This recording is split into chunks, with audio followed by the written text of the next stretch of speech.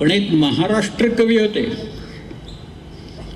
आणि त्यांनी एक खंडकाव्य लिहिलं शिवाजी महाराजांच्यावर, खूप मोठं, छत्रपती शिवराय म्हणून एक काव्य खूप मोठं आहे. सो चांगलं लिहिलंय ते.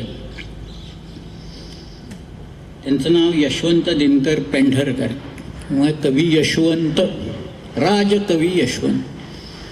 त्याने एक अशी कल्पना मांडली की एक बाहेरचा कोणीतरी पांथस्थ इथं आलेला आहे, म्हणजे महाराष्ट्राबाहेरचा आहे, आणि तो एका शिखरावर उभा आहे, कुठल्या तरी अशा सह्याद्री मंडळाच्या या एका शिखरावर उभा आहे.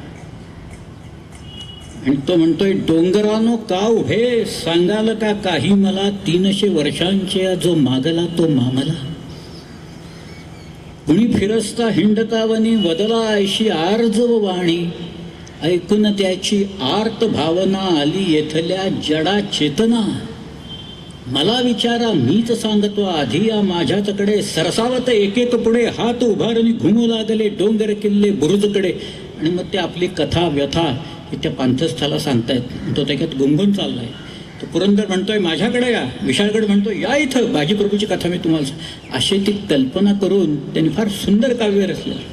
अमीन ठाणे दार शिरवळी सुभान मंगळ कोटात, निपटून त्या ते निमिषात, फत्तेखाना दिला तडाखा पुरंदराच्या परिघात. असं त्यांनी ती गजापूरचे खिंड बाजीच्या रुधिरे स्नात, तिथं पावन खिंड म्हणून इतिहास करी प्रणिपात वगैरे. आता हे काव्य सोडून देऊ, इतिहास त्यातला बाजूला ठेवू आपण.